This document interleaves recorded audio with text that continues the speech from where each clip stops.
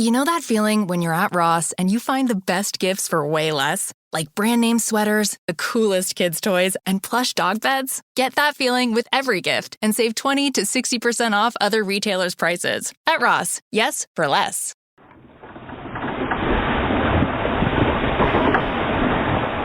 Era un buen tenedero. Mantenía el barco bien fondeado y la bahía en forma de concha, el mejor lugar para estar protegidos de los furiosos vientos del oeste que durante esa época del año suelen soplar por la zona.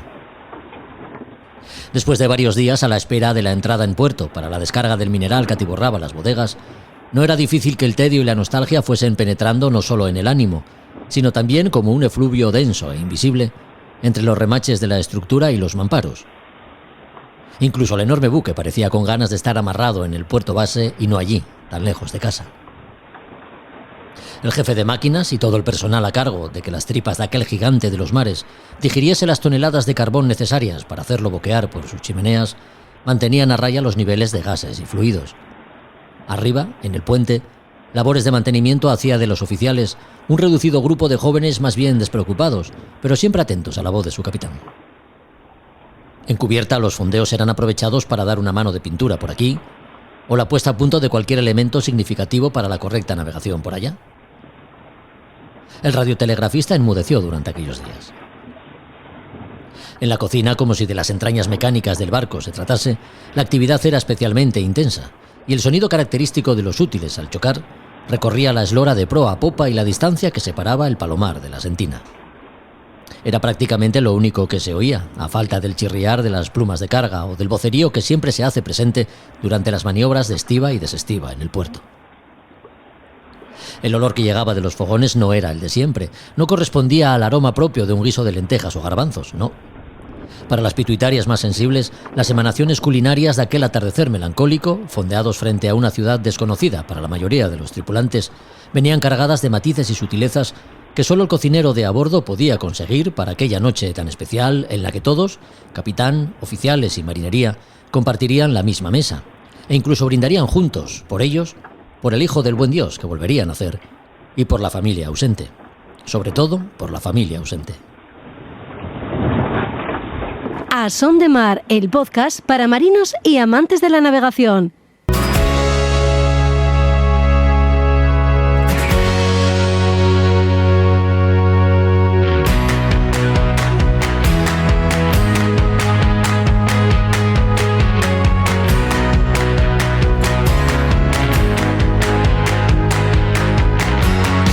Hola a todos, ¿qué tal? Bienvenidos a otro podcast de A Son de Mar. El capítulo de hoy pone la proa a la Navidad, que ya está próxima. Por ello recordamos a todos aquellos que se encuentran en la mar y pasarán las fiestas alejados de los suyos.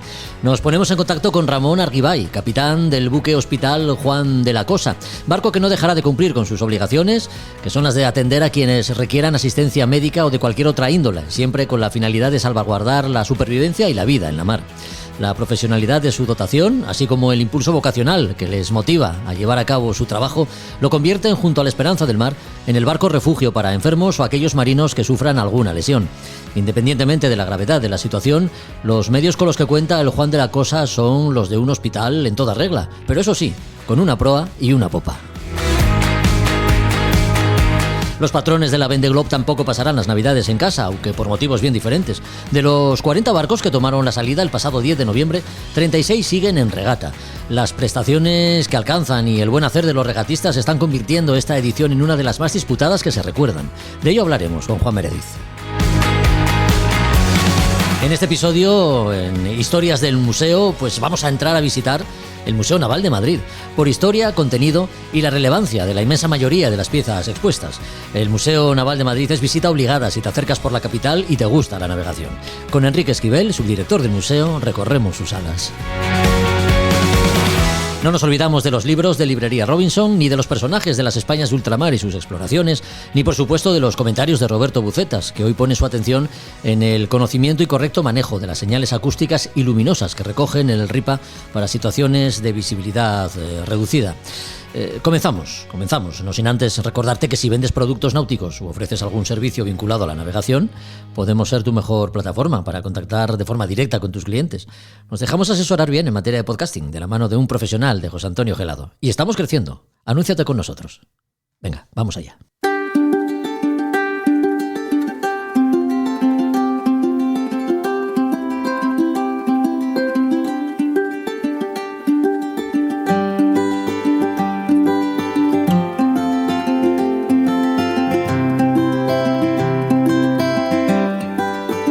Fue construido aquí, en Gijón, y entró en servicio en el año 2006 para prestar asistencia sanitaria a los profesionales de la mar, pescadores, pero también barcos mercantes y cualquier otro navegante que precise de sus servicios y que se encuentre faenando entre los paralelos 30 y 50 o navegando por el Atlántico Norte, Golfo de Vizcaya o a la altura de las Azores, zonas en las que opera el buque hospital Juan de la Cosa. Todos los profesionales a bordo cubren cada campaña con un solo objetivo: atender y cuidar a quien lo necesite y, llegado el caso, salvar vidas. Hablamos los próximos minutos con Ramón Arguibay, capitán del Juan de la Cosa, barco cuya actividad no descansa ni siquiera en fechas tan señaladas como son las de Navidad. Capitán Arguibay, ¿cómo está? Muy buenas. Hola, muy buenas tardes. Muy bien, ¿qué tal ustedes? Pues muy bien, seguro que mejor que ustedes, que están navegando, no sé a qué altura están ahora mismo. Nada, nosotros estamos de maravilla.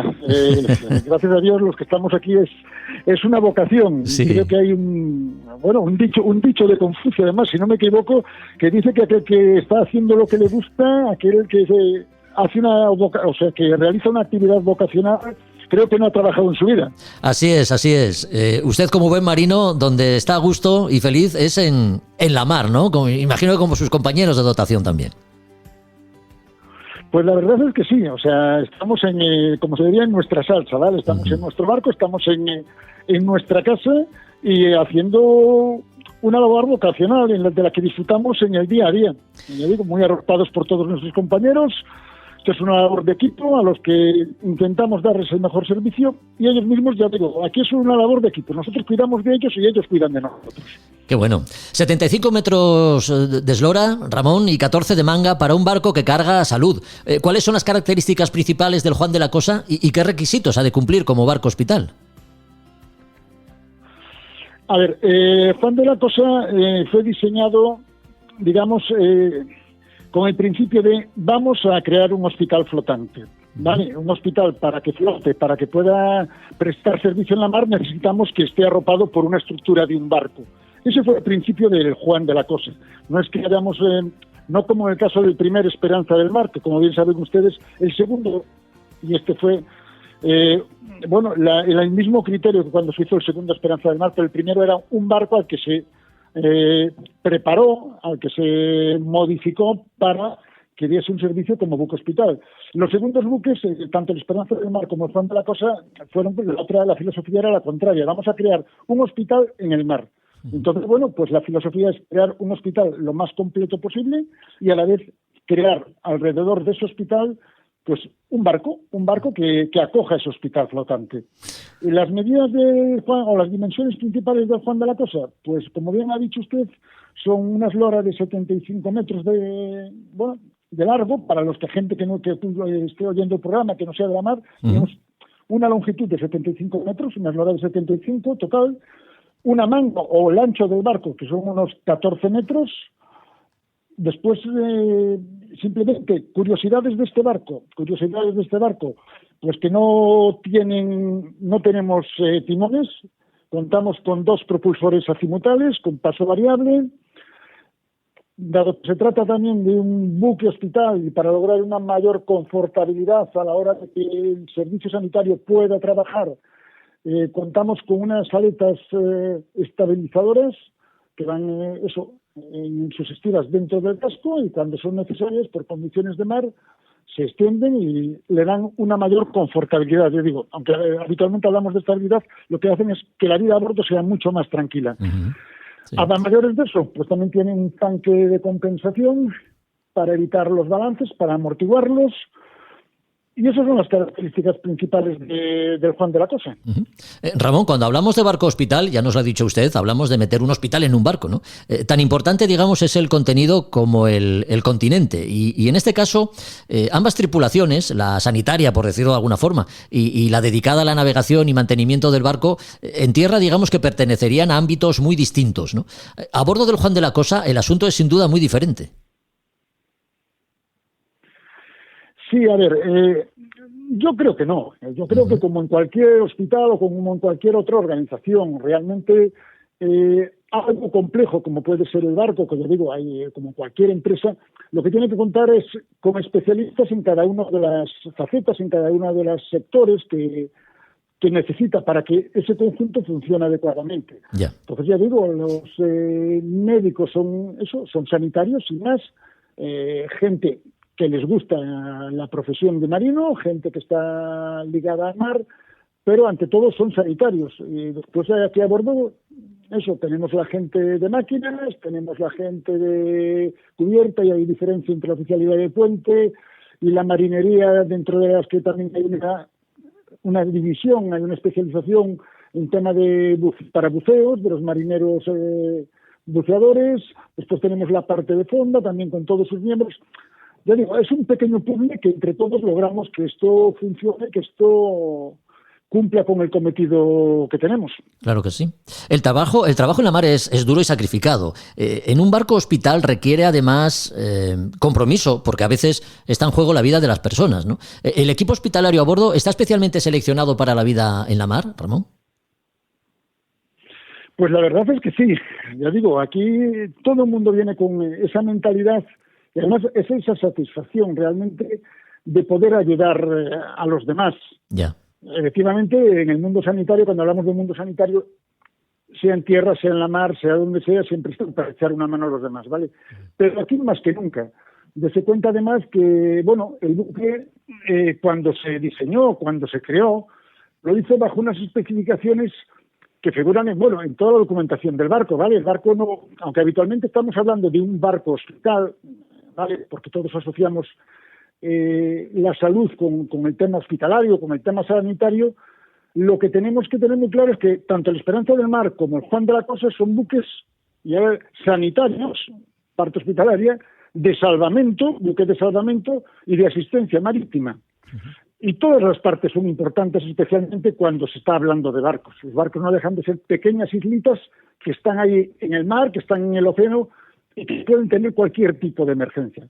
Y para eso España, que es el único país, y luego a nivel europeo y de los muy pocos a nivel mundial, que tiene este tipo de barcos, está para echar una mano en todas esas facetas, ya digo, tanto en el ámbito sanitario como en el ámbito de salvamento, como en el ámbito de cualquier otra contingencia. Ahí entra todo lo de que es la asistencia marítima. Ya.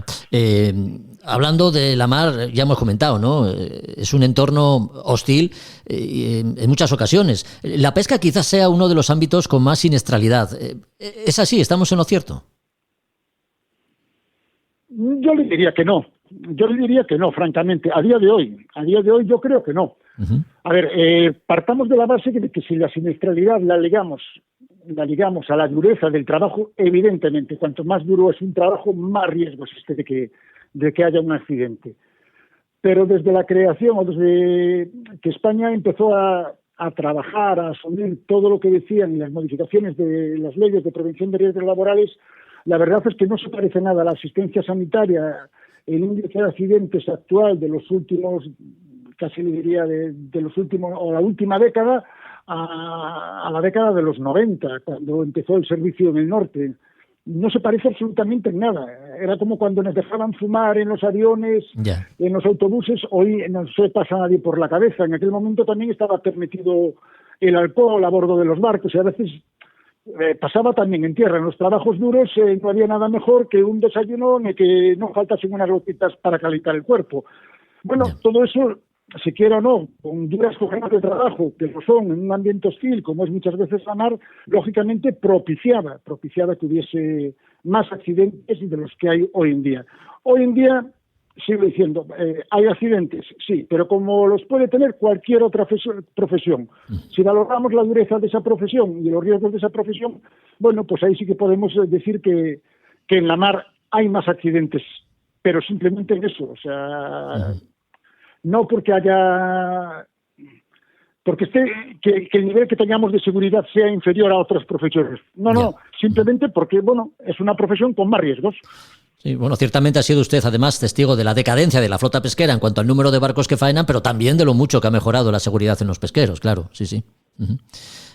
No solo los pescadores hacen uso de las instalaciones del Juan de la Cosa, ¿verdad, Ramón? No, a ver, el Juan de la Cosa está está al servicio de cualquier barco que necesite ayuda y que lógicamente nos llegue esa necesidad de ayuda.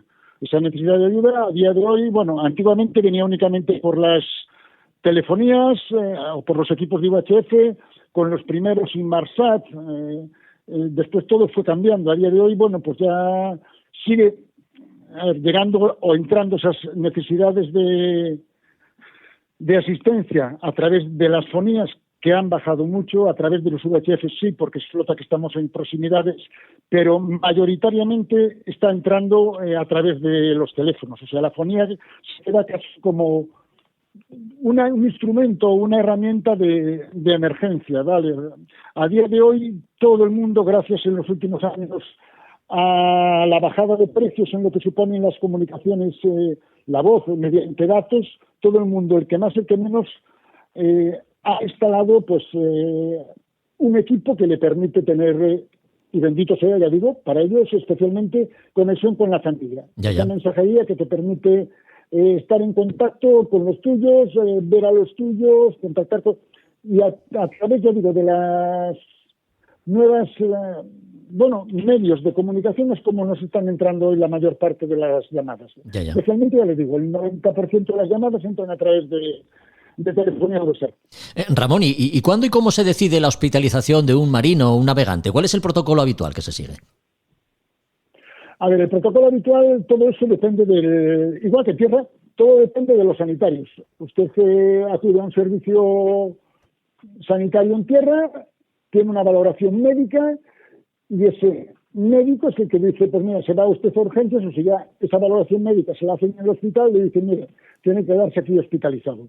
Aquí ocurre lo mismo. Aquí normalmente lo primero que tenemos siempre es una consulta radiomédica. Esa consulta radiomédica, si los médicos ven que el proceso lo exige, va a dar lugar a una consulta ambulatoria. Si el paciente se puede trasladar, vamos a ir a por él. Nos lo traemos al hospital, aquí se hacen las pruebas que le sirvan al equipo médico para completar ese diagnóstico que ya habían intuido previamente, y en función de los resultados que tengan y de esa valoración del paciente, pues deciden, capitán, este señor se nos queda hospitalizado. Y a partir de ahí lo que ellos vayan indicando. Ya. ¿Y cuál es el radio de acción para una efectiva atención? Si hablamos del Atlántico Norte, Azores y Golfo de Vizcaya, la superficie es extensa. En el caso, por ejemplo, de encontrarse en Azores y recibir un aviso que requiera hospitalización en una latitud próxima, por ejemplo, al paralelo 30, ¿no? ¿Cómo se actúa en estos casos? A ver, primero hay que partir de la base que, lógicamente, usted lo ha dicho, la zona de actuación de los barcos o del barco, que ya digo, tanto Esperanza como nosotros tenemos unas zonas muy amplias. Sí. El Instituto de Mesanés nos va designando la zona realmente de la flota a la que atender. Eso ya nos va enmarcando o ya nos va confinando un poco más la zona de actuación. ¿Vale? ¿Cómo se mueven realmente estos barcos? A lo largo del año, efectivamente, sí que cubrimos toda la zona que usted está relacionando, pero lo importante es saber en cada momento del año donde contenemos una mayor concentración de flota pesquera. Donde hay esa mayor concentración de flota pesquera es donde normalmente nuestras órdenes de operaciones nos aconsejan el desplazamiento. Nos movemos ahí y estamos pendientes principalmente de esa flota. Seguimos sus desplazamientos, tratamos de coordinarnos con ellos y dependiendo de el tipo de pesquería que estén haciendo, pues ya las distancias se reducen o por el contrario realmente son muy amplias, ¿vale? Por ejemplo, porque ahora ya hace unos años que no vamos, pero cuando estábamos trabajando con los espaderos en la zona de Azores, que había bastante flota, sí. Nuestro objetivo, nuestra meta era simplemente que cualquier urgencia se pudiese resolver en menos de 24 horas. Y aunque parezca mucho tiempo, es un tiempo ridículo. Si pensamos que estamos hablando de palangres, para aquella gente que no sea habitual de la pesca, que no conozca lo que es el arte de pesca de palangres, como si estamos extendiendo un carretel, o sea, todo un hilo de un ovillo de hilo, y ese ovillo de hilo que va con un montón de anzuelos, según como hayan planificado la pesca. Hay que pensar que un aparejo medio de un palangrero en torno a los 30 metros en la zona de Azores larga el día del orden de las 55 millas, más o menos. Lógicamente, aunque haya concentración de pesqueros, les exige cierta coordinación y cierta dispersión, porque si no se estarían cruzando los palangres. Son artes de deriva. Entonces, el hecho de que se estén cruzando de formas no muy ortodoxas supone perder aparejo, perder tiempo de pesca, perder pesca, supone un montón de inconvenientes. Eso es lo que nos exige a nosotros, que estemos lo más coordinados con ellos para situarnos de forma estratégica y, como le decía al principio, en ese caso llegar a cualquiera de las personas que tenemos la responsabilidad de estar cuidando en menos de 24 horas. No ocurre lo mismo, por ejemplo, cuando estamos hablando del Bocarte. El Bocarte son grandes concentraciones de barcos. A lo mejor tenemos prácticamente a la flota, si se ha tocado pescado y realmente hay unos buenos bancos en una zona determinada, es que a lo mejor tenemos toda la flota concentrada en una zona, por decirle algo, de 5 millas, de 10 millas, un radio de 10 millas, ahí tenemos 2.000 personas, 2.500 personas. Eso es mucho más sencillo, que a la vez se dificultan las intervenciones porque son nocturnas, se ocurre una emergencia, hay un montón de redes en el agua, hay que acceder hasta ahí, a lo mejor el barco tiene que salir, el barco no puede salir porque lo que ha acaecido ha ocurrido justamente cuando tienen el arte metida en el agua, con lo cual no se puede virar o tardan un tiempo. Bueno, que todo tiene su complejidad. Sí, ya sí. le digo, lo de recorrer todo el espacio que realmente tenemos asignado va en función de las campañas. Cuando se está a la espada se está en una zona, cuando estamos en época de invierno, que estamos más bien con la zona de arrastre, palangre, estamos en otra, con el cerco se trabaja en otra, cuando estamos al bonito, depende de la migración del bonito, trabajamos a lo largo del mes en distintas zonas. Todo va en función de las concentraciones de los barcos de pesca.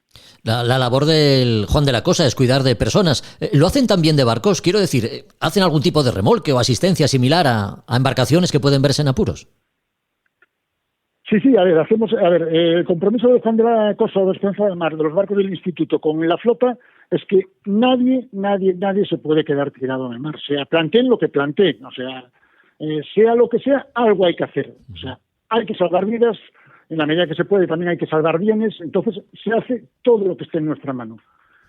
Con lo que tenemos a bordo, con los medios que tenemos, hacemos eso, desde hacer un remolque, si nos vemos en obligación de hacer el remolque, hacer un buceo para sacar un aparejo o un cabo de una hélice, dar una aguada, dar combustible, atención médica, mandar a los compañeros de máquina a escribir una avería en el barco que nos reclama, pues a lo mejor de la instalación frigorífica, que se ha roto algo, necesitan cualquier pieza, intentar reparar, sustituir. Hay que dar solución a cualquier problema que se nos plantee, mejor o peor, pero hay que salir del paso. Que ese barco llegue con seguridad a tierra, si no lo hemos podido solucionar de una forma realmente eficaz, llegue a tierra y que ahí ya solucione lo que hemos parcheado nosotros de una manera ya definitiva. A lo largo de su vida profesional, seguro que ha tenido intervenciones de toda índole y condición. ¿Recuerda la actuación más comprometida? ¿Se puede conocer, se puede saber, Ramón? A ver, hemos hecho de todo. Hablar de la más comprometida. Sí. Se lo pongo difícil. Es muy difícil hablar. No, a ver, hemos tenido de todo, ¿vale? Sí. Hemos tenido de todo. Hemos tenido... a ver, por decir algo, bueno, pues mire, especialmente con embarcaciones deportivas, eso justamente en zonas relativamente, en la mitad del Atlántico, pero bueno, relativamente como punto de costa más cercano a Azores, a más de radio de helicóptero, a más distancia de un radio de helicóptero, que lo valoramos en torno a las 200 millas, a lo mejor estamos hablando de que estamos a 300 y algo millas del punto de costa más cercana, que en este caso sería Azores. Y bueno, pues un velero, 2 personas a bordo, de las 2, uno era, digamos, el patrón, el titular, el que conocía cómo navegar, y el otro era simplemente un acompañante. Sí. Un accidente a bordo del profesional y bueno, y que se pasan toda la tarde-noche despidiéndose de su familia. Caray. Con el teléfono que tenían Inmarsat de tarjeta y esto ha dado para lo que ha dado, sin más.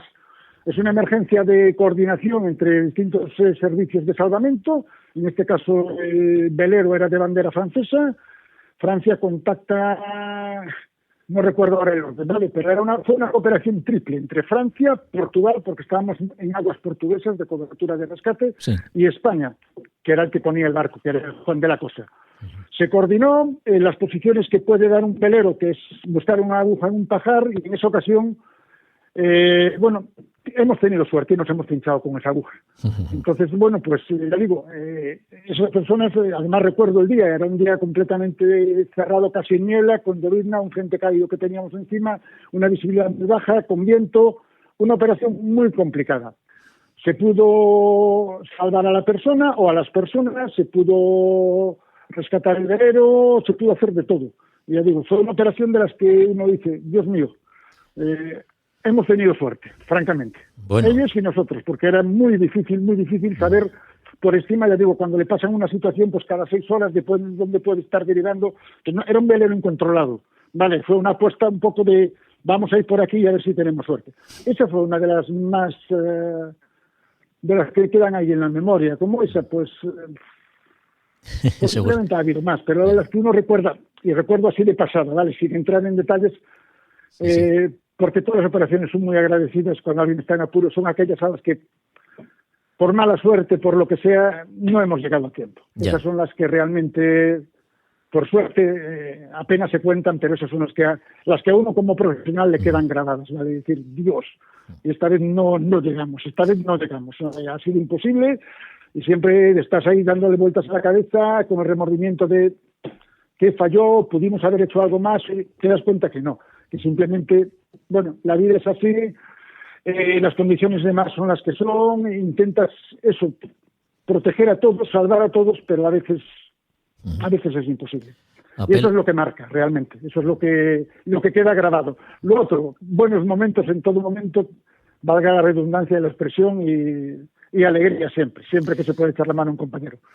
Usted apela mucho a la suerte, pero cuando un trabajo como es el de la tripulación, ¿no? El de la dotación del Juan de la Cosa es salvar vidas, pues hay que estar en manos de profesionales, ¿no? Y yo creo que ustedes lo hacen sobradamente, porque ¿cuántos años lleva de experiencia navegando en el Juan de la Cosa, Ramón? Pues mire, el Juan de la Cosa, a ver, yo es que en el ámbito sanitario fue una droga, ¿vale? Cuando terminé después de hacer prácticas, después de meterme en el mundo de las operaciones especiales, estuve en supply, estuve demás, y de casualidad una de las empresas en las que he estado fue de los que fletaron o tenían fletados los barcos anteriores al Juan de la Cosa. Entonces a mí me enganchó esto de la asistencia sanitaria en la primera época, casi en el año 95. Yo estaba en los barcos que en aquel momento fletaba el instituto, en el año 95 y 96. Después se perdió el contrato, después lo volvimos a ganar con otro barco en el año 2002, del 2002 al 2006, que fue cuando se dio el relevo al Juan de la Cosa. En el 2006 estuve el primer año de nacimiento del Juan de la Cosa con ellos, en el 2007 marché a otra empresa, y después regresé aquí en mayo del 2011, y desde el 2011 hasta ahora. Unas poquitas millas. Sí, así es. Bueno, alguien dijo alguna vez que no hay que confundir precio con valor. La seguridad de la navegación, saber que ante cualquier emergencia sanitaria hay profesionales en la mar velando por la buena salud de marinos, marineros y navegantes, no tiene precio y sí un valor incalculable. Por eso hemos puesto nuestra atención, como hiciéramos el año pasado con el barco Esperanza del Mar, en este caso en el buque hospital Juan de la Cosa, a bordo del cual se vive la Navidad, atentos todos los que trabajan en él, a cualquier emergencia que pueda darse en la mar. Con su capitán hemos hablado, con Ramón Argibay, a quien agradecemos mucho estos minutos y felicitamos las fiestas, por supuesto, y deseamos buena proa para 2025 a toda la dotación del Juan de la Cosa. Ramón. Igualmente a ustedes y a todos los que hacen el programa. Todos los mejores deseos para el año que viene, que pasen unas felices fiestas y muy buena proa en cualquier cometido que tengan que afrontar. Un abrazo muy fuerte y que no tenga muchas intervenciones. Un abrazo. Muchísimas gracias. Un abrazo para ustedes también y muchas gracias por la entrevista.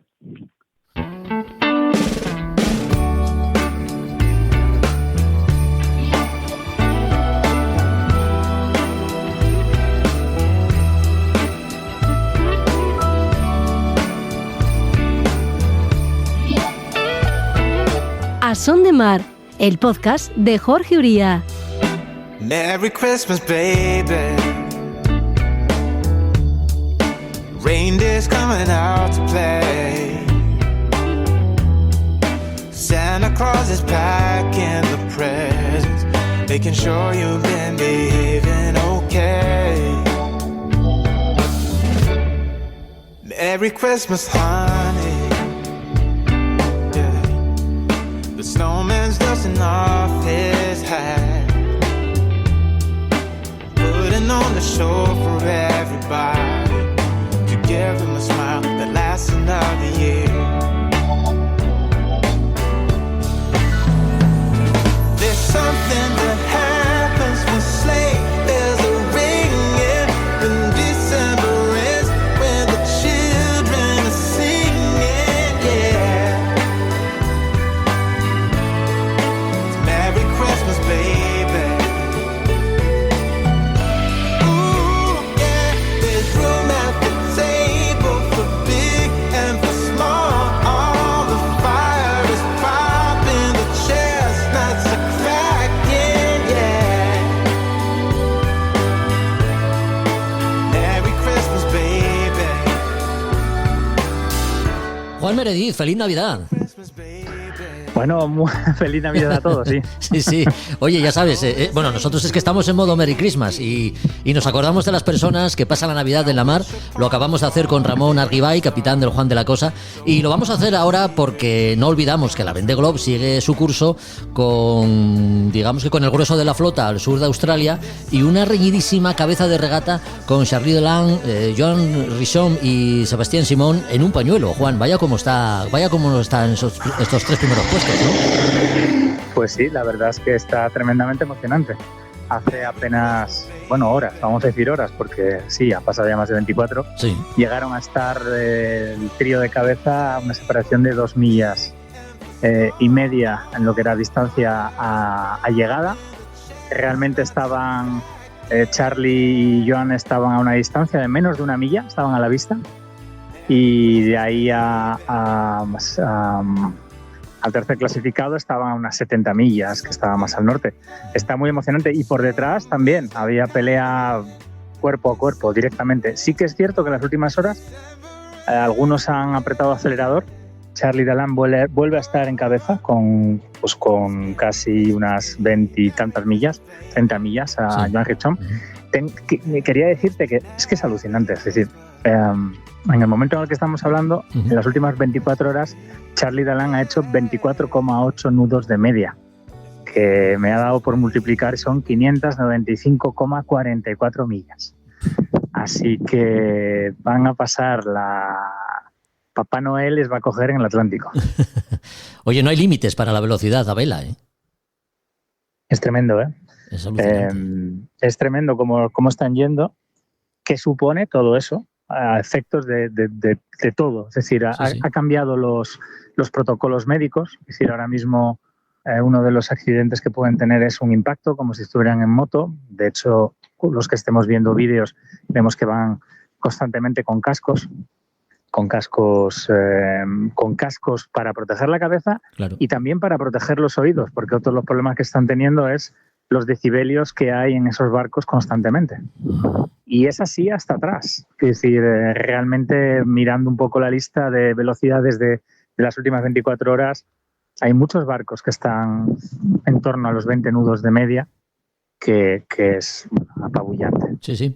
Si uno se fija en el tracker de la regata, que podemos ver en la página web de la organización, vemos que toda la flota, digamos que sigue la ortodrómica fielmente. ¿Esto es una exigencia de la organización o es pura coincidencia?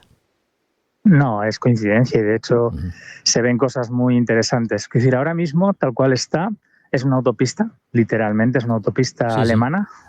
No hay control de tráfico, de velocidad. Para los 3 primeros van a llegar a Cabo de Hornos, están a unas 2.700 millas en el momento de grabar esto, y el primer clasificado, que haciendo más de 500 millas diarias, pues bueno, ya te puedes hacer una idea. Por detrás, a unas 700 millas, viene ese pelotón entre el cuarto y el 10º. Vamos a ponerlo. Luego hay una que está ahí intentando engancharse, que es Jetstream Metro, que ha tenido algunos problemillas, pero que está ahí intentando engancharse. Y luego hay una calma enorme. Y ahí se separa una pareja que lleva junta desde el principio, que son Samantha Davis y Clarisse Kremer, que han estado pegadas a la vista durante semanas, y que ahora mismo he visto que han tomado una decisión táctica diferente. Clarisse está aguantando un poco más hacia el sur y da un bordo al norte Samantha David buscando un poco más de intensidad, porque el anticiclón que se ha instalado al este de Nueva Zelanda y que yo ayer pensaba que se iba a deshacer pronto, bueno, pues coge un cierto protagonismo y hace que los de cabeza todavía se disparen aún más y que los que estén por el otro lado estén peleando porque una borrasca mueva ese anticiclón. Así que está realmente emocionante. Sí, sí. En las últimas jornadas, bueno, hemos asistido a jornadas de tiempo realmente duro, ¿no? Parece que ahora están navegando en condiciones de viento relativamente estables, algo que entiendo que seguro que los patrones agradecerán y sin duda los barcos también. Pero hagamos un cálculo diferente. Sí. Estos barcos donde más están sacando la prestación es en un rumbo de través. Uh-huh. Ese rumbo de través, estamos de vientos reales, hablamos. Estamos hablando que es un descuartelar en un rumbo de viento aparente. Es decir, que esos 20 nudos, digamos, que están teniendo, la parte de cabeza, estás haciendo velocidades medias de 22, 23, 24 nudos. Es que estás viviendo todo el día con más de 26, 27 nudos de viento aparente. Sí. Llevan semanas viviendo en esas intensidades. Son los catamaranes de hace 10, 15 años. Es tremendo cómo están navegando y eso afecta a la vida a bordo, bueno, creo que en lo que dijo Iván Buñón, ¿no? El regatista que ganó la Mini Transat del año 95. Es la primera vez que van a llegar regatistas más blancos de tez, ¿no? A la llegada que como salieron, ¿no? Porque como tienen que ir dentro, porque realmente fuera son barcos tremendamente expuestos, pues bueno, es otra forma de navegar. Juan, ¿y cómo se comportan estos barcos con foils en condiciones de muy mala mar? Me encantaría decirte fielmente cómo es. Eso significa que nunca he podido navegar en uno de ellos y me encantaría. Sí. Bueno, si comparamos con hace 4 años, la diferencia es abismal. Para bien los de ahora. Hace 4 años realmente estaban muy igualados con los barcos. Jean Le Cam quedó cuarto al final en la regata y fue una regata de igual a igual en el sur. Ahora mismo ya no. La evolución electrónica es tremenda. Los pilotos Marintec, que ya tenían prácticamente toda la flota, pero que ahora deben llevar todos. Han evolucionado, el sistema de trimado de esos foils también ha mejorado y bueno, es que estamos viendo, como te decía, velocidades de 20 nudos, de 22 nudos en la mitad de la flota. Entonces, eso es que los barcos realmente lo soportan, que aguantan y que navegan.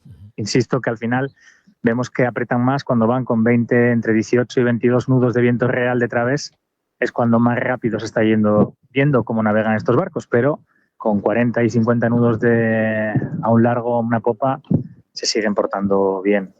Bueno, hay un palo roto, no lo olvidemos. Sí. Pip Hart se le ha caído y si es como tal cual ha contado, bueno, iba foileando, iba volando y cae en una ola y en el frenazo el palo se queda y bueno, y eso también tiene mucho que ver, ¿no? En los impactos. Juan, un dato que te gusta dar es el de los abandonos. Tan solo ha habido 2 hasta el momento, ¿no? No me gusta nada. Bueno, quiero decir, lo sueles destacar. Habitualmente lo destacas en tus vídeos en YouTube y bueno, es algo que hablas. Positivo, ¿no? Claro. claro. Eso positivo, porque me encanta ver que una regatas como es la Vendée, que haya tan pocos abandonos. Sigue habiendo pocos, siguen siendo muchos. Uno solo ya era mucho, así que, pero sí, hay 4 barcos que ya no pueden continuar. De 40, siguen siendo 36, sigue siendo histórico a estas alturas. Hay muchos hechos históricos, pero bueno, hablando de bueno, pues ya sabíamos en su día a Maxime Sorel, a Louis Bourton y a la siguiente fue Pip Hart, que me dio realmente mucha pena. Además estaba haciendo también una muy bonita regata, igual que hizo hace 4 años. Y el cuarto no te puedo decir el nombre. Es creo que es búlgaro, húngaro, no lo sé, con un nombre que me niego a repetir aquí, que era el que iba el último, muy, muy destacado y que reportó un problema de jarcia, de Obenques parece ser, y que ha entrado sin más contratiempo en en Sudáfrica. Ya te digo, es que no me atrevo a decir el nombre porque se me va a hacer un nudo la lengua. Oye, y respecto al material, ¿hay que esperar a doblar el Cabo de Hornos, subir el Atlántico? ¿Ya estamos en la fase crítica de su agotamiento? ¿O eso se viene arrastrando desde que afrontasen condiciones tan duras en jornadas atrás, como decíamos antes? Por delante nadie cuenta nada, evidentemente, sí. Porque no lo pueden contar. Sí. Cuando vas prácticamente a la vista, cuando los 3 primeros ahora mismo están a menos de 70 millas uno de otro, poco se puede decir, ¿no? Es la regata del ice, todo el mundo va buscando el barco de al lado y ver qué pasa. Por detrás sí que se van reportando, son otro tipo de historias, es otra competición ya, barcos que van a la vista, insisto, porque son muchísimos barcos los que están en el agua, 36, son más que los que salieron si no recuerdo mal, que los que salieron en la edición anterior, y están ahí. Y yo hago una apuesta ahora mismo a que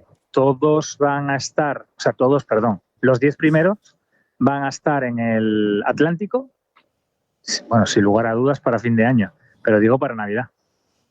Bueno, quizás no, los 3 primeros, pero los 3 primeros seguro para Navidad, pero antes de fin de año están al menos 10 seguros y van a pegar un apretón todavía, Sí. Viendo si se respeta la meteo que hay para una semana vista, bueno, muy, muy interesante también cómo van a seguir subiendo. Bueno, pues anotamos ese dato. De los 36 barcos, 10 doblarán probablemente el Cabo de Hornos antes de que termine este año 2024 y inaugurarán el 2025 ya en el Atlántico, ¿no? Sí, sí. Subiendo ya. Así es. Sí. Bueno, antes de despedirte, Juan, ya sabes que nos pones siempre al día de cómo están las cosas en Valencia. ¿Tienes alguna última noticia de tus amigos y las personas queridas que viven allí? No, me encantaría tener noticias diferentes a las que hayamos podido decir hace 15 días, ¿no? Pero esto es para mucho tiempo, es complicado porque además cada familia es un mundo, cada negocio es un mundo en sí mismo, hay gente que ha sido capaz de salir adelante y de hacer lo que puede, hay gente, pues he visto a una chica, a una veterinaria que lo ha perdido todo, menos las ganas y está atendiendo a animales, que por cierto, es importante recordar que vivimos en un mundo junto con nuestras mascotas, con nuestros perros y gatos. Uh-huh. Se perdieron muchísimos, pero los que han quedado realmente han sufrido un montón. Era una cosa que a mí me impactó mucho ver lo mal que lo estaban pasando los perros en concreto. Yeah. Y bien, lo que sí hay es alegría, ganas de tirar para adelante, esperanza, sigue habiendo mucha lágrima, pero también mucha lágrima de emoción, que es lo que hay que tener y seguir empujando. Bueno, pues desde aquí nuestro recuerdo y felicitar las Navidades, ¿no? A todos nuestros amigos valencianos que nos escuchan y, por supuesto, a ti también, Juan. Así que, si Dios quiere, en el 2025 nos volvemos a escuchar y nos vuelves a poner al día de cómo van las cosas en esta interesantísima Vendée Globe que nos gusta tanto seguir contigo. Muy bien, que nos traiga muchas millas por delante, Papá Noel. Un abrazo fuerte. Un abrazo.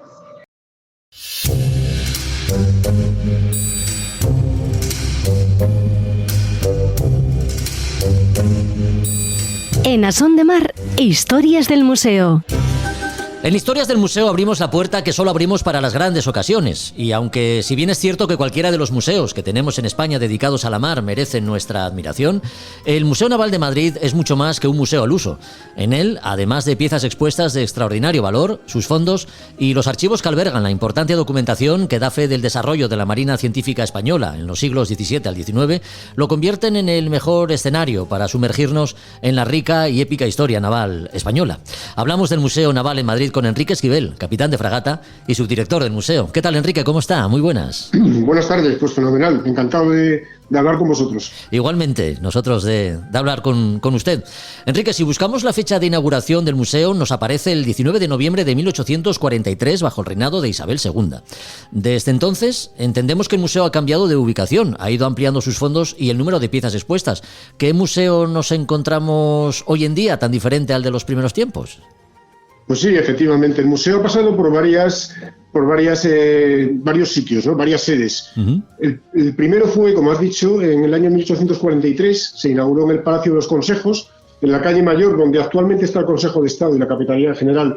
Luego pasó por dos sedes más, la Casa del Platero, cerca del Palacio Real, y el Palacio de los Ministerios, al lado de la Plaza de la Marina Española, y en el año 29 se trasladó a su ubicación actual, el cuartel general de la Armada. Tuvimos una remodelación importante entre los años 2019 y 2020, y realmente yo creo que ha mejorado muchísimo. El museo es un museo moderno, amplio, que yo creo que sorprende mucho, muy gratamente, a todas las personas que entran en nuestro museo. Sin duda, sin duda. La historia naval española, Enrique, es una historia de descubrimientos, exploraciones, batallas y conquistas, ¿no? Una historia que se extiende pues casi 300 años. ¿Cabe todo esto en un museo y alguna pieza más? Sí, bueno, la realidad es que el museo se extiende 700 años, porque el museo empieza hablando de la Marina de Castilla, de la Marina de Aragón, en el siglo XIII, y se prolonga hasta la actualidad. Y sí, bueno, evidentemente necesitaríamos muchísimo más espacio para mostrar todas las piezas que tenemos, todas las piezas que representan la historia de España y desde el punto de vista naval, ¿no? El Museo Naval. El Museo Naval pues es eso, es la historia de España, y sobre todo nos damos cuenta cuando lo vemos, que es un recorrido historiográfico,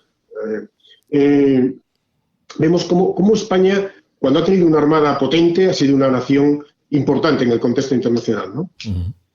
El primer mapamundi proyectado de Juan de la Cosa, el estandarte de la Liga Santa en la batalla de Lepanto, la batalla de Trafalgar también presente, e infinidad de piezas y objetos, como decimos. ¿Cómo estructuramos la visita al museo para que no nos perdamos un solo detalle? Sí, bueno, en el museo se pueden hacer dos recorridos. Un recorrido cronológico, ¿sí?, que se inicia con las marinas medievales de las coronas de Aragón y Castilla, y que discurre por la historia de la Armada hasta la actualidad.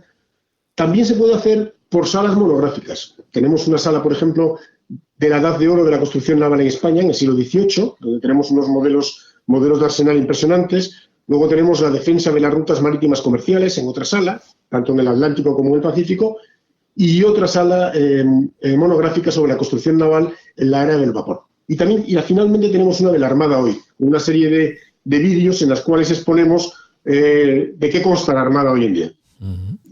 Nada, que no es fácil no perder detalle. Diría que el museo pide más de una visita, ¿no? Sí, por supuesto. Merece más de una visita, porque es muy difícil verlo en una sola visita, ¿no? Yo creo que hay un límite temporal de mantener la atención, ¿no?, que podría estar entre 1 hora y media y 2. Pero el museo necesita mucho más tiempo, porque necesita varias visitas, sí. Es tanto lo que exponemos y tan interesante que necesita varias visitas. Sí. A su modo de ver, ¿hay alguna etapa especialmente rica en contenidos presente en el museo? Hay varias, ¿no? Pero hay varias ricas en contenidos. Pero yo destacaría la Sala de los Descubrimientos, en la que tenemos la joya de la corona del Museo Naval, que es la carta de Juan de la Cosa. Y también tenemos otras cartas náuticas, como la copia de la que probablemente usó Magallanes para convencer a Carlos I de que las Molucas estaban en la parte española del Tratado de Tordesillas. Tenemos grabados de la Casa de Contratación, instrumentos náuticos de los siglos XV y XVI. En fin, es que el siglo XVI español es tan rico, es tan importante, que realmente solamente esa sala ya merece una visita detenida. Sí, sin duda. Y luego también, bueno, pues por apuntar algo, todos esos mascarones de proa, ¿no?, que miran a uno como si la historia lo estuviesen contemplando como si estuviesen contemplando al visitante. Sí, efectivamente. La sala donde se encuentran los mascarones de proa es una sala que gusta muchísimo, sí. Yo destacaría también la sala de la Edad de Oro de la construcción naval española, la del siglo XVIII, porque ahí tenemos modelos de arsenal que son los modelos que se construyeron en el siglo XVIII. En aquella época no existía el PowerPoint y había que mostrar a las personas que decidían que se construyera un barco, es decir, a los ministros de la época, incluso a los monarcas, cómo iban a ser los navíos y las fragatas que se iban a construir. Y esos modelos de arsenal que tenemos nosotros, que es probablemente la mejor colección existente en el mundo, están expuestos en la sala de la construcción naval del siglo XVIII. Una sala que está presente, corríjame si me equivoco, en la misma que los mascarones, es el mismo espacio. No, está en otra. Los mascarones están en la parte de la construcción naval del siglo XIX y XX. Vale. Hay otras, es otro de los patios, porque el museo tiene 2 patios interiores, y en uno está del siglo XVIII y en otro está ese que dice usted, donde están los mascarones de proa. Sí, sí. Enrique, a la exposición permanente se unen las temporales, ¿no?, que de vez en cuando pueden verse. Sí, efectivamente. Efectivamente. Y en concreto tenemos preparada una para el año 2025, una exposición que se va a denominar Annus Mirabilis, que significa en español el año de las maravillas, porque queremos resaltar la trascendencia que tuvo para la monarquía hispánica el año de 1625, en el que hubo una espectacular racha de éxitos militares y navales que mantuvieron el prestigio de España. La exposición se va a hacer alrededor de un cuadro desconocido por el público hasta ahora, que llevamos tiempo restaurando y que estará restaurado en su integridad en abril, cuando empiece la exposición, porque la exposición es desde abril hasta septiembre, y es el cuadro titulado Sitio y empresa de la ciudad de Salvador de Bahía por don Fadrique de Toledo, capitán general de la Armada y del Ejército del Mar, Océano y Reino de Portugal. Es un lienzo de gran tamaño, del siglo XVII, un poco posterior a los hechos que relata. Es una maravilla y la exposición va a estar todo alrededor de ese cuadro. Creo que va a ser una exposición muy interesante, muy interesante. Es la próxima exposición temporal que tendrá lugar en 2025. ¿Entre qué fechas?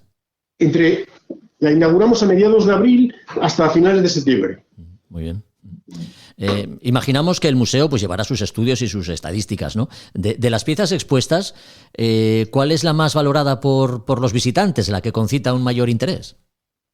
Pues la más valorada, evidentemente, es la carta de Juan de la Cosa, porque hay que tener en cuenta que está realizada en el año 1500, es decir, que el año que viene va a cumplir 525 años, y su importancia radica, aparte de su antigüedad, en que es la primera carta náutica en la que se representa el continente americano. Es una carta realizada como su nombre indica, por Juan de la Cosa, que había ido ya en 2 viajes con Cristóbal Colón. Luego hizo él varios viajes, era propietario de la nao Santa María y también era cartógrafo. Y esa carta se supone que está realizada para mostrar a los reyes católicos cómo era el mundo en ese momento. Porque hasta entonces no se había representado nunca lo que se conocía de América, ¿no? Cuando se ve la carta se ve que de América, en el año 1500 se conocía poco. Se conocía el mar de las Antillas, las islas de las Antillas están bien representadas, incluso Cuba ya se reconoce que es una isla. Sin embargo, la parte norte o la parte sur de la parte norte de América, o sea, lo que sería la península de Florida, por ejemplo, no está representada, porque no se conocía. Lógico.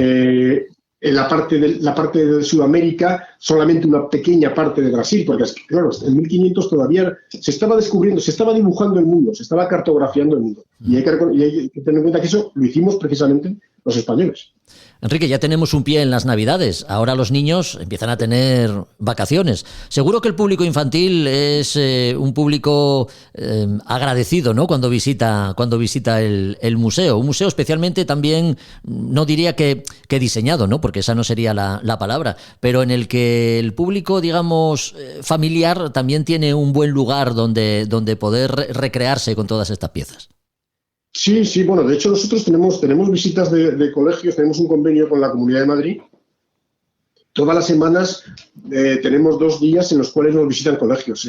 Hacemos actividades con ellos, y bueno, y efectivamente, y ahora en Navidades, pues es un plan estupendo, ¿no? Claro que sí, visitar Madrid. Los niños, pues, supongo que les gustan los modelos de los barcos. Sí, visitar Madrid y pasar por el Museo Naval, pues yo diría que es una visita obligada, ¿no? Nos gusta terminar, Enrique, con esta pregunta sabiendo que no tiene fácil respuesta. ¿Hay alguna pieza a la que tenga usted especial admiración? Especial, o sea, pieza o espacio. Sí, bueno, volvería a mencionar una vez más, y creo que ya van 3 o 4, la carta de Juan de la Cosa, ¿no? Pero en general la sala de los descubrimientos, la sala de los descubrimientos donde se encuentra la carta de Juan de la Cosa y donde se encuentran las otras cartas de las que hablé, el Planisferio Huntsman, que es la carta esa de Magallanes, el Padrón Real, que es un objeto muy desconocido, que lo llevaba a cabo la casa de contratación, y el Padrón Real es donde se iba dibujando el mundo, ¿no? Todos los pilotos de las naves españolas que navegaban en el siglo XVI y XVII, cuando volvían a España, iban a la casa de contratación en Sevilla y tenían que especificar por dónde habían navegado. Con esos datos se iba dibujando el mundo. Entonces es muy curioso ver a lo mejor un padrón real, que era esa carta, del año 1540, por ejemplo, en el cual de América falta parte de la costa occidental, porque no se había descubierto, ¿no? Entonces, a mí por lo menos me llama mucho la atención y me resulta espectacular, ¿no? Comprobar cómo se iba dibujando el mundo, cómo lo íbamos dibujando los marinos de la monarquía hispánica en esos siglos, ¿no? Para mí es lo más... el siglo XVI español es impresionante, ¿no? Yo creo que probablemente no haya habido ninguna nación en la historia de la humanidad, y fíjense bien lo que digo, que haya hecho tanto por la humanidad como España en el siglo XVI. Cuando todo estaba por descubrir, además. Efectivamente, se estaba descubriendo. Sí. 1843, ya decíamos, fue el año de inauguración del Museo Naval de Madrid, aunque la idea ya se había gestado y había empezado a dar sus primeros pasos bajo el reinado de Carlos IV. Desde entonces, pues han sido muchas, ¿no?, las personas que han trabajado para dar forma y contenido a un museo a la altura de la historia naval que atesora España, lo cual no es nada fácil de conseguir si atendemos a su riqueza y potencia, ¿no?, como comentamos. Una de esas personas que velan para que el legado naval español siga preservado y para que de alguna forma sea la historia la que nos contemple a nosotros es Enrique Esquivel, su director del Museo Naval de Madrid, con quien hemos compartido estos minutos. Ha sido un placer, Enrique. Muchas gracias por la visita. Igualmente, muchísimas gracias a ustedes. Un abrazo. Encantado.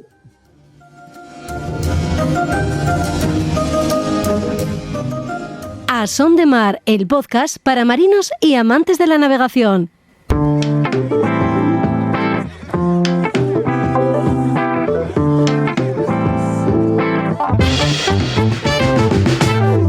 Es tiempo de Navidad, de compartir, de dar y recibir, también de regalos de Papá Noel y Reyes Magos. Uno de los regalos más populares, además de la colonia y los calcetines, pues son los libros. Y para quienes nos gustan leer historias de mar, pues un buen libro se convierte en un regalo fantástico, ¿no? Por eso nos ponemos en contacto con Librería Robinson para sacar ideas con las que ayudar en la elección a Santa Claus y sus majestades. ¿Qué tal, Juan? ¿Cómo estás? Juan Melgar, muy buenas. Hola, Jorge. Pues como siempre, encantado de estar aquí.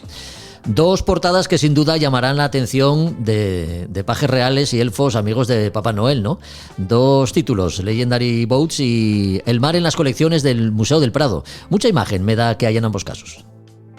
Pues sí, en esta época que ya vamos todos corriendo a buscar esos regalos del último minuto para echar una mano a Papá Noel o a los Reyes o a quien sea que traiga a cada casa los regalos. Sí. Y aquí, pues para dar ideas a Papá Noel, pues, le hemos seleccionado dos libros que le sugerimos que puede llevar a los que se hayan portado bien, claro. Sí. Claro. En el caso de Legendary Boats, ahí vamos a encontrar, como su propio título dice, ¿no?, barcos legendarios, ¿no?, los que encontramos en este libro de Kenneth Becken, que son barcos de leyenda con esa estética que los acompaña, que tanto nos llama la atención, ¿no, Juan?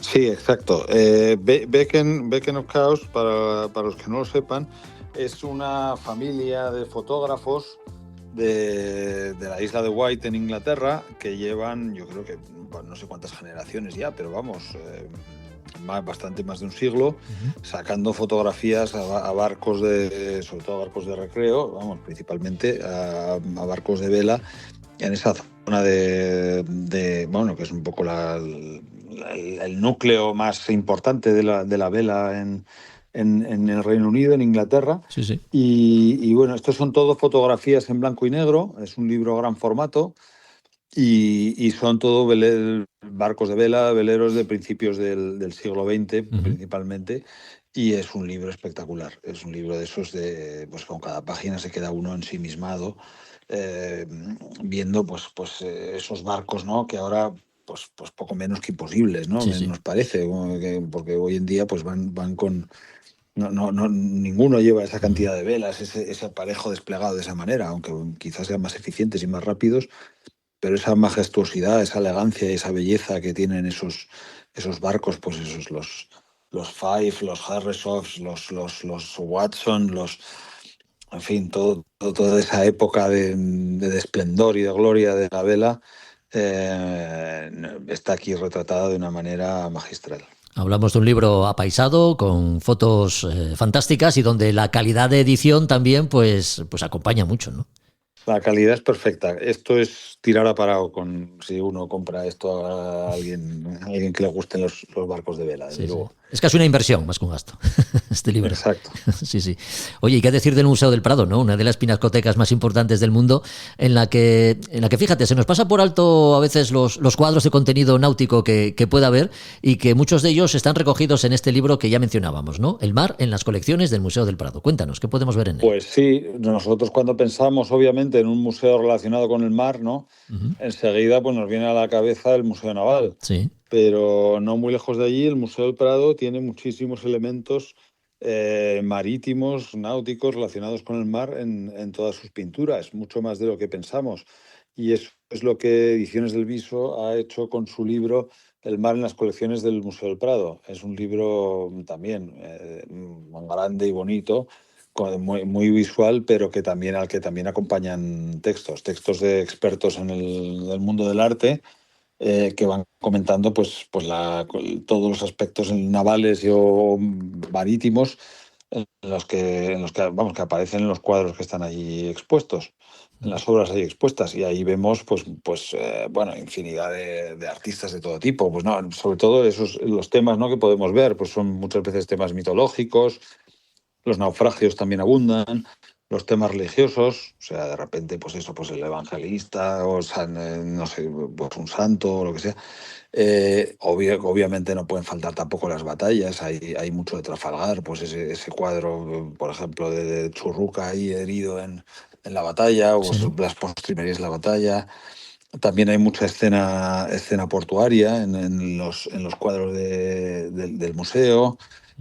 Luego también, ¿no?, grandes conocidos, ¿no?, más modernos, más del siglo del XIX y del XX, ¿no?, de principios como son los Sorolla. En la obra de Sorolla está muy presente el mar. Tienen ese cuadro que es de esos que impresionan, además, porque tiene ese título que nadie deja indiferente, ¿no?, que son esos dos hombres que están atendiendo a un pobre chico joven en la bodega de un barco, y el título del cuadro es Aún dicen que el pescado es caro. El pobre niño está ahí ya moribundo, y dices, pues eso es mira, qué mayor reconocimiento que esa obra y que ese cuadro, ¿no?, a la labor de los sufridos pescadores, que ahora están viéndose ahí su trabajo muchas veces está en peligrar ahora mismo. Y es un libro, la verdad es que fantástico, fantástico. Uno para tener, para regalar, y del que uno, le va viendo y se queda con las ganas de decir, pues la próxima vez que vaya al Museo del Prado, la verdad es que me voy a fijar en todo esto. Pues claro que sí, un libro del que nos hablas muy bien, que recoge cuadros de diferentes épocas y autores, lo que tiene también, por otro lado, mucho de contenido histórico, ¿no?, pudiendo hacernos una idea de cómo eran los barcos y las flotas en un momento determinado de la historia. Exacto, ¿sí? Pues esas, por ejemplo, todos esos cuadros que estaban antes en el Salón de Reinos, que representan las batallas, por ejemplo, la recuperación de Salvador de Bahía por Fadrique de Toledo, sí. Ese tipo de grandes cuadros con batallas que se ve con todo lujo de detalles, ¿no? Pues eso, la disposición de las flotas, los personajes, todos, o sea, son unos cuadros fantásticos para quedarse mirando, y uno se siente pues casi como si pudiera ver en directo cómo era y cómo pasó y cómo se desarrollaban todos esos episodios. Y si además va acompañado de buenos comentarios y ensayos de plumas reputadas, pues mira, pues mucho mejor. Suenan, ya decimos, campanas y cascabeles, las de Navidad. Para que nos cojan con los deberes hechos, ¿cómo nos ponemos en contacto con Librería Robinson? Juan, ¿qué tenemos que hacer? Pues mira, nada como sugerir a Papá Noel y a los Reyes Magos o recordarles la dirección de nuestra librería, que está en la calle Santo Tomé, número 6 de Madrid. Sí.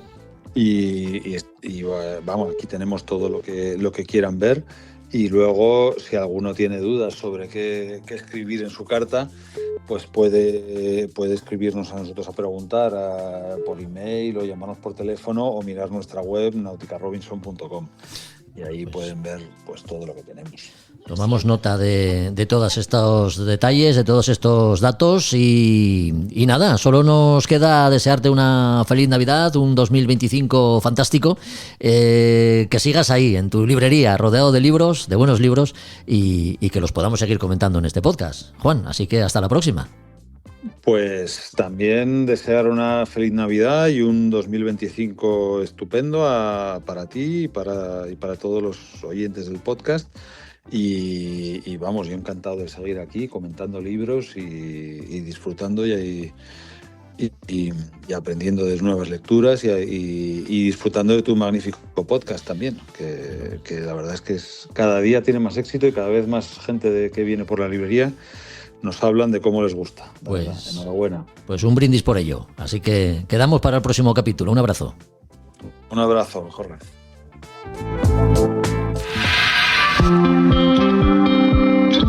Es una sensación muy difícil de explicar porque es sublime. O sea, es majestuoso, sublime. Al mismo tiempo ves la soledad, ves una naturaleza que está impoluta, ves algo, es muy difícil de entender, pero es una sensación única. Javier Babé, capitán de la Idus de Marzo, el primer barco español en llegar a la Antártida en nuestra historia reciente. Lo hizo en 1982.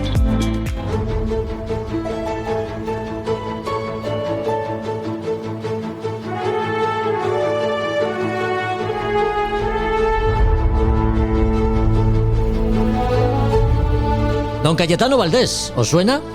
Hablamos de él en el anterior podcast. Las Españas de ultramar y sus exploraciones tienen mucho que agradecerle. Por eso conviene volver a recordar su figura, porque nos han quedado cosas por contar. Adelante, Josu.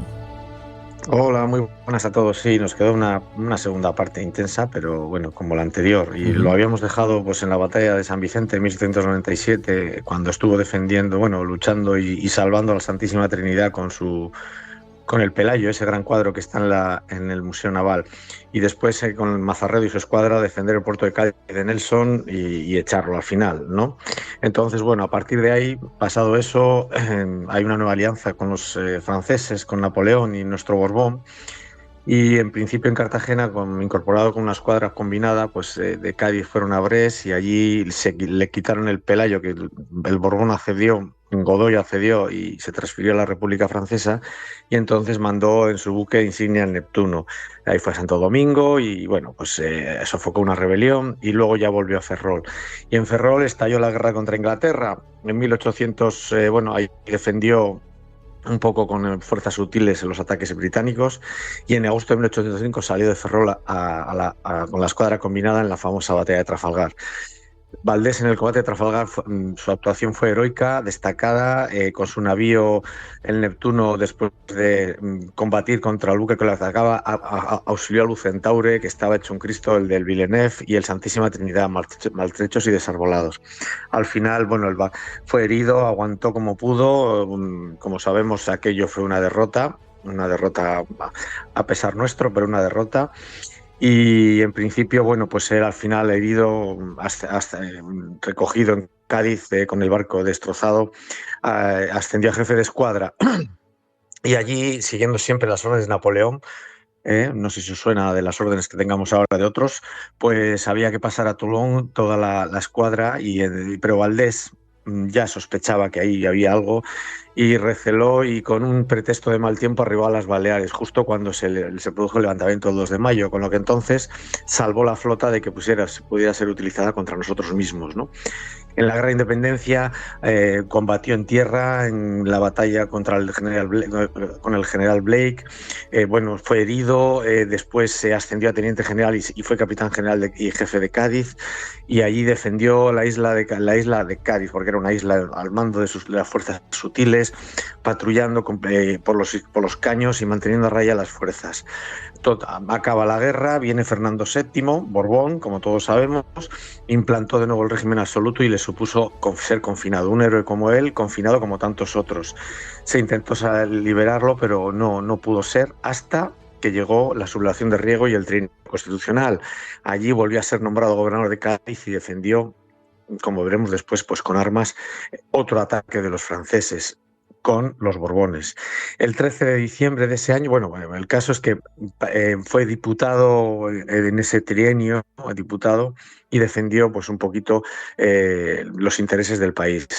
Después, los acontecimientos van precipitándose.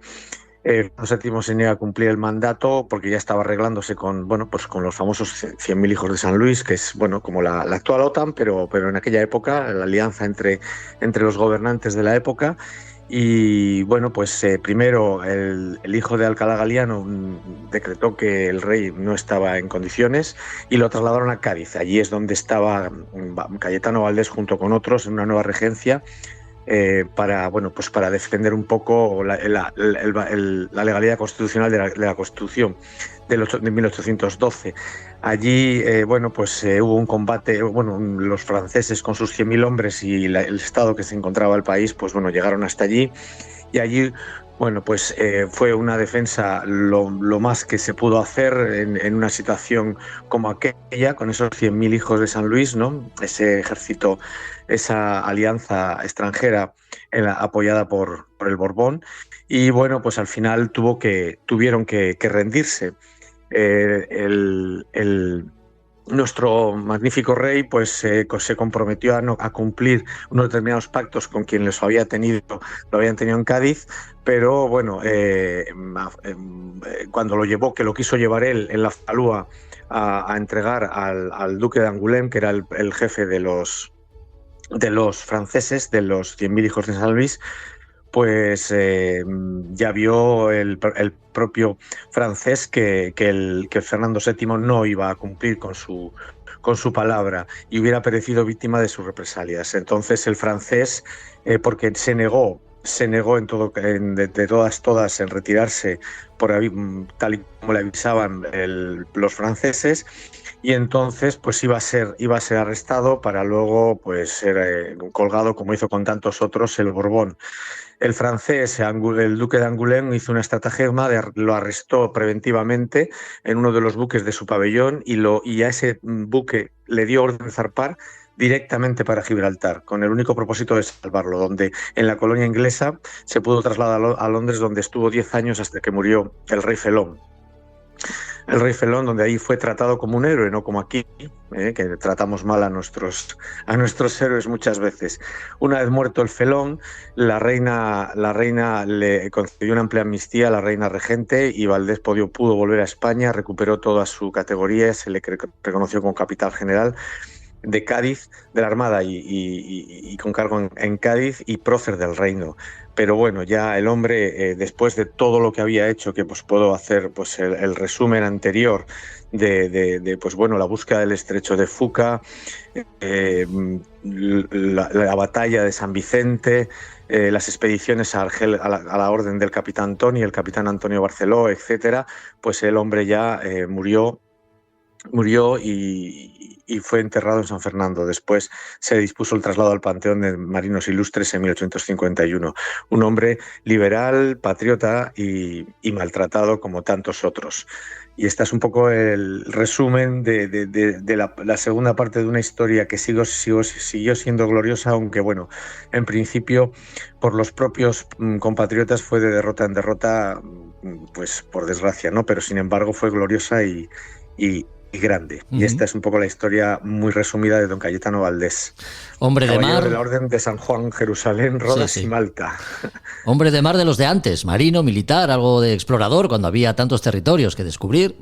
Las Españas de ultramar y sus exploraciones no bajan la guardia, y en cada episodio rescatamos una figura de relumbrón de nuestra historia naval. Hoy le volvió a tocar el turno a don Cayetano Valdés, que nos ha visitado de la mano de Josu Jiménez. Josu, una vez más, muchas gracias, y aquí te esperamos en el próximo capítulo. Recomiendo que lo busquéis y lo leáis. Pues sí, muchas gracias. Hasta el siguiente. Un abrazo. Ven, hasta luego. A Son de Mar, el podcast para marinos y amantes de la navegación.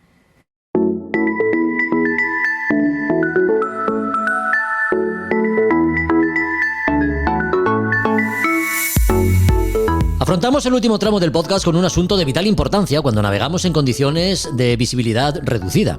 El Reglamento Internacional para la Prevención de Abordajes, el RIPA, regula en una de sus reglas, concretamente en la 34, el uso y frecuencia de señales acústicas y luminosas cuando se hace necesario su empleo.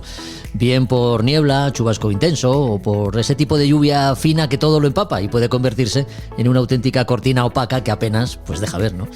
Aunque dispongamos a bordo de toda la electrónica necesaria, conocer estas señales pues se hace imprescindible y es de obligado cumplimiento además. Así que vamos a hablar de ello con Roberto Bucetas. ¿Qué tal, Roberto? Muy buenas. Hola, ¿qué tal, Jorge? Buenas tardes. Oye, llevamos radar a bordo y ICE y todo lo que haga falta, lo cual no nos exime del conocimiento de las señales tanto acústicas como luminosas que debemos emitir, ¿no?, en caso de reducida visibilidad. Sí, por supuesto, es un apartado del propio Reglamento Internacional para la Prevención de Abordajes. En concreto es la parte del propio reglamento que habla de señales acústicas y luminosas. Uh-huh. Y dentro de lo que es este apartado de las señales acústicas y luminosas, trata dos tipos de señales acústicas. Habla para las señales relativas al tema relacionado con la maniobra y advertencias, y la parte relacionada con la baja visibilidad, ¿no?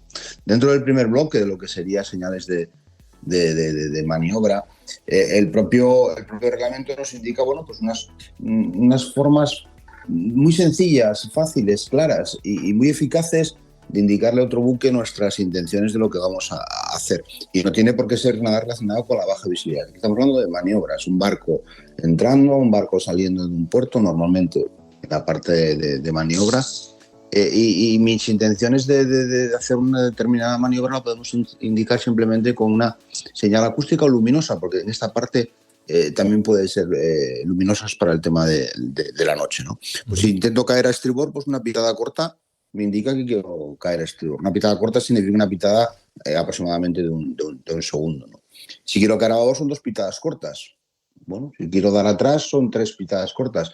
Con la cual es algo muy sencillo que fácilmente entiende todo el mundo a la hora de hacer una maniobra y ya sabe cuáles son nuestras intenciones y queda totalmente claro, ¿no? Es una forma fácil, sencilla, como estaba diciendo, ¿no? Uh-huh. Una forma clara para hacer estas maniobras. Podemos hablar de barcos pequeños y grandes, pero ¿qué es un barco pequeño y uno grande, ¿no? Emitir señales acústicas y también luminosas desde un barco requiere pues cierto material a bordo, ¿no? ¿Cuál es este, Roberto? ¿Y de qué eslora depende que llevemos uno u otro?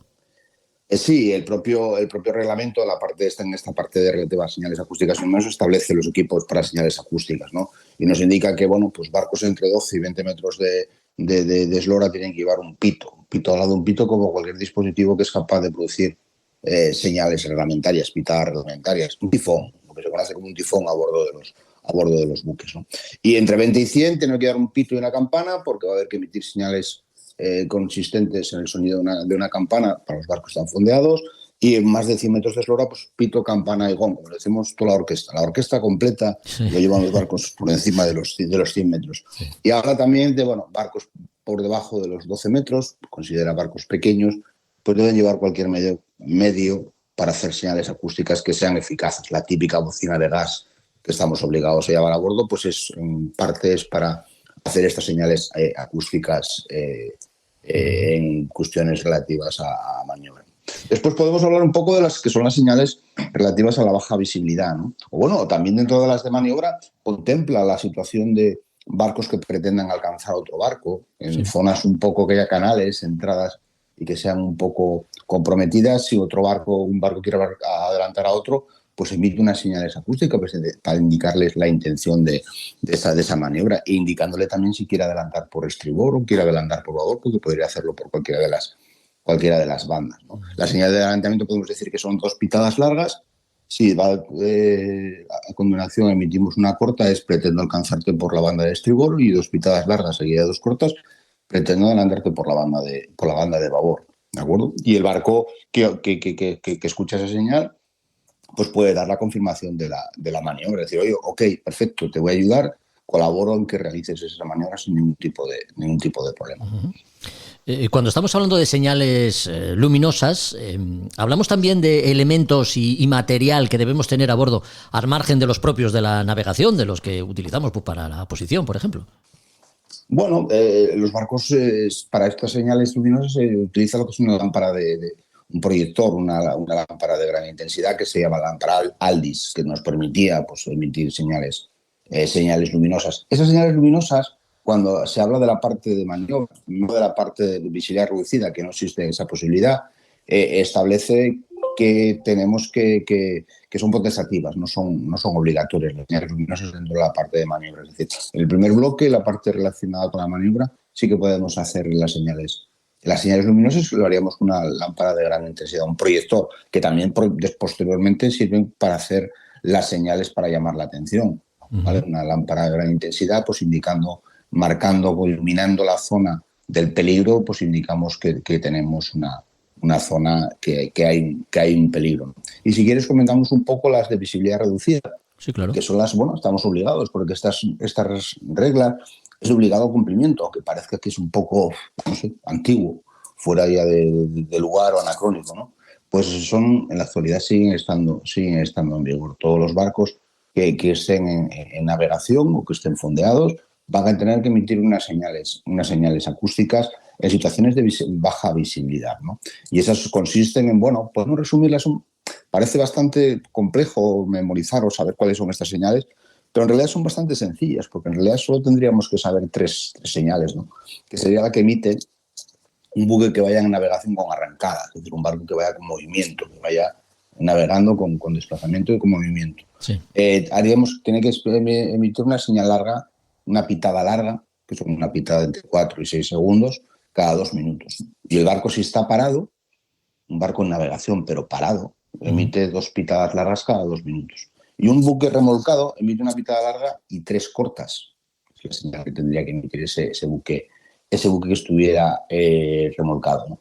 Y el resto de los barcos, todo lo que estarían comprendidos entre los buques de pesca, el remolcador, los barcos sin gobierno, capacidad restringida, restringido por el calado, pesqueros, vela, todos emiten una pitada larga seguida de 2 cortes, con lo cual es relativamente sencillo el memorizar un poco las señales acústicas que tenemos que emitir.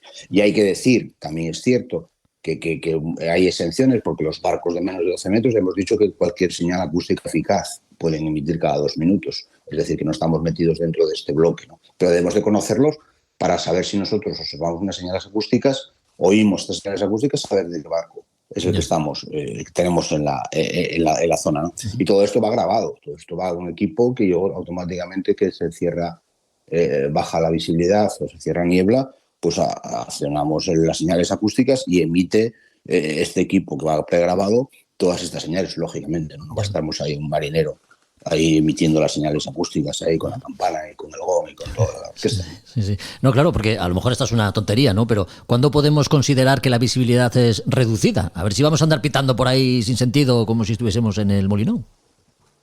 No, tiene que ser una situación en que estamos cerrados en niebla, es decir, que no es una cuestión de que haya poca visibilidad, que haya 2 millas de visibilidad y podemos emitir las señales acústicas. No, tiene que ser unas condiciones de baja visibilidad, es decir, que estemos bien cerrados en niebla.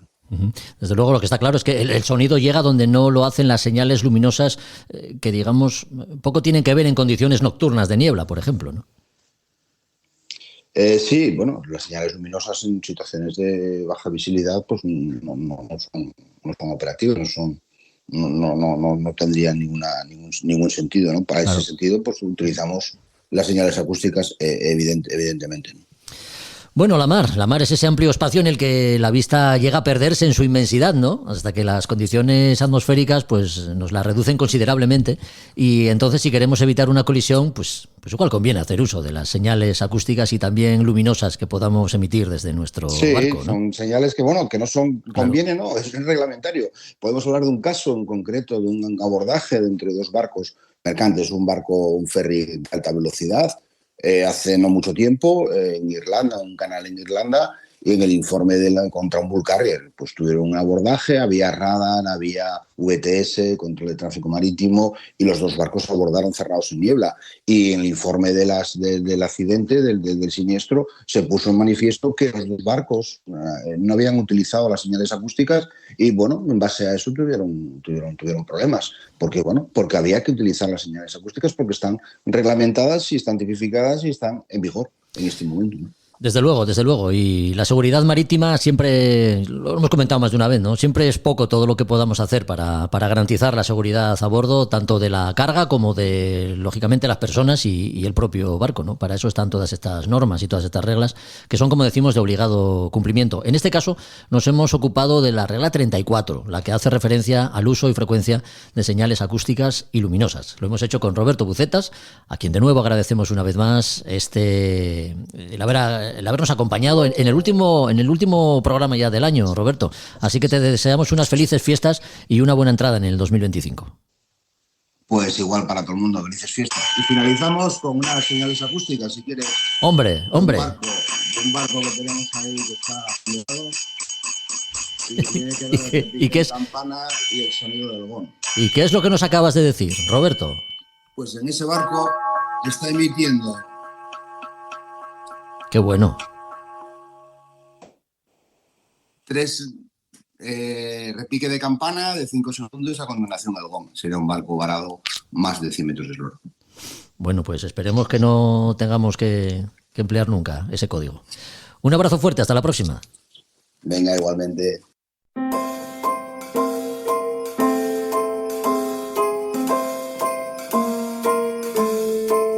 Well, I'm all for Christmas, all the happy smiles and the wishes, and I want it all from the lights to the mistletoe. Tell me one thing, is there anything that you're missing? I will keep you warm as soon as you remove that snow. Whatever we do, we will be alright.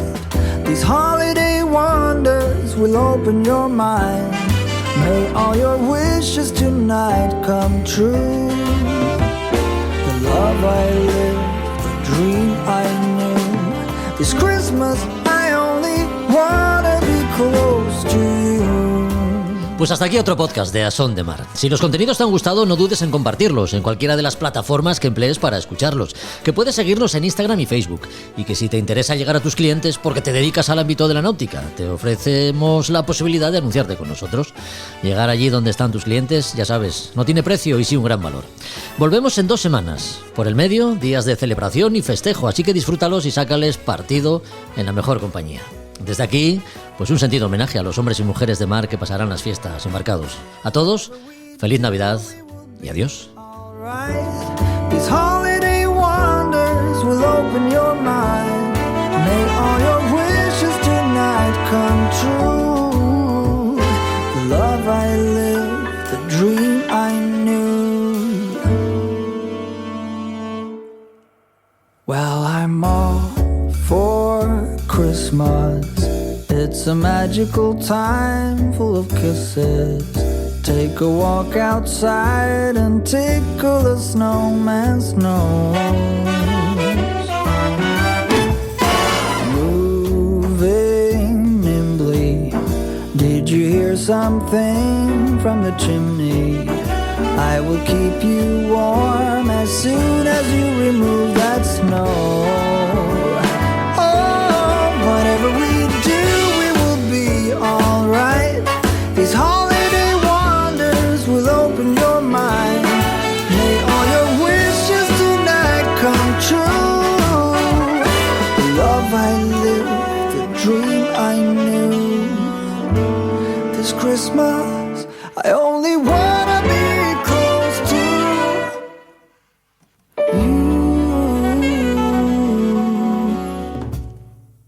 A Son de Mar, la náutica en un podcast.